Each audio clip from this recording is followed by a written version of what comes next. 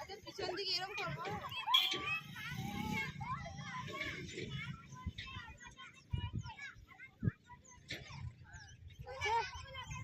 না তোমাদের ঘুরতে হবে না পিছনে, আমি হাতে দেখাচ্ছি।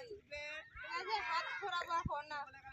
1 2 3 4 5 উল্টো দিকে 1 2 3 4 5। এবার এটা করতে পারবে, এইদিকে যাবে, এইদিকে যাবে এইরকম। একটা হাত সামনে একটা হাত পিছনে।